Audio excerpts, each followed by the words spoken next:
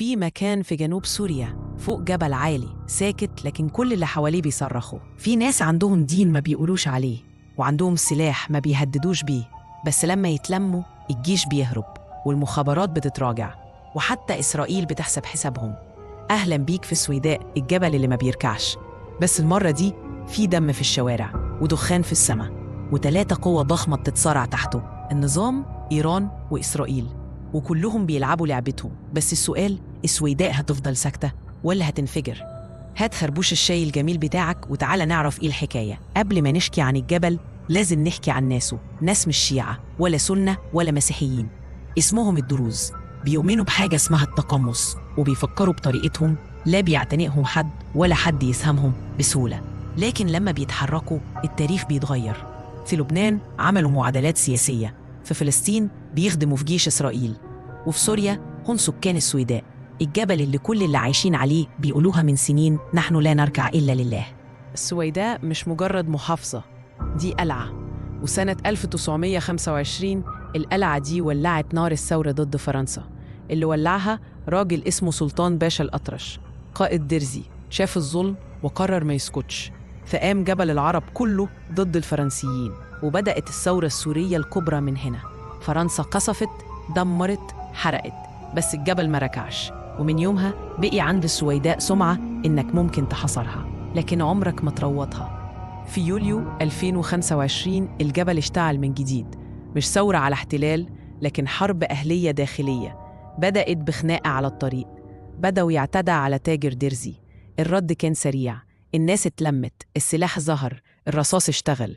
في 3 أيام بس مات أكتر من 160 شخص، والبلد اتحولت لساحة معركة. النظام حاول يدخل، بس اتفاجئ إنه داخل على مجتمع مش بيخاف. دخل بقواته، خرج بجثثه. المشهد اللي محدش واخد باله منه هو اللي تحت الأرض. في ناس فوق بتضرب، وفي ناس بتحفر وبتزرع خلايا. إيران من سنين بتحاول تدخل السويداء، مرة باسم الدين، ومرة بالسلاح، ومرة بتخويف العشائر. لكن الدروز مش شيعة ومش سهل يخترقوا، فإيران بدأت تلعبها من بعيد، تسلح، تفتن، تسيب النظام يتوحش علشان تبان هي المنقذ. بس السويداء ما بكنساش مين بيلعب ضدها، حتى لو لابس همامة. فجأة في عز المعركة إسرائيل دخلت المشهد، طياراتها ضربت مواقع للنظام في دمشق والسويداء، وقالت إحنا بندافع عن الدروز. بس السؤال الحقيقي، هي إسرائيل بتخاف على الدروز ولا عايزة تمنع إيران والنظام من السيطرة على الحدود؟ إسرائيل عندها دروز في جيشها، وعندها مصالح أكبر من الطائفة، ودايماً بتستغل كل نار في سوريا علشان تعزز قوتها. فهل هي حامية ولا فاعل بيلبس قناع الرحمة؟ في 15 يوليو اتفقوا على وقف إطلاق النار. قوات النظام انسحبت، والمشهد بقى في إيد أبناء الجبل. بعض الشيوخ قالوا كفاية دم، وبعض الشباب قالوا ما ننساش اللي حصل. وبقى الجبل منقسم بس متحد في شيء واحد: الكرامة مش للمساومة. السويداء ما كانتش أبداً لعبة سهلة، مش علشان عدد سكانها كبير، لكن علشان تاريخها مليان مقاومة، وسكانها عندهم ذاكرة من نار.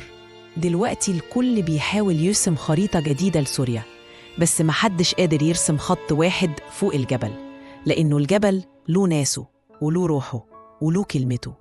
والسؤال اللي لسه ما فيهوش إجابة، هل السويداء هتكون أول منطقة حرة حقيقية في سوريا، ولا الكل هيتفق إنه لازم تنكسر؟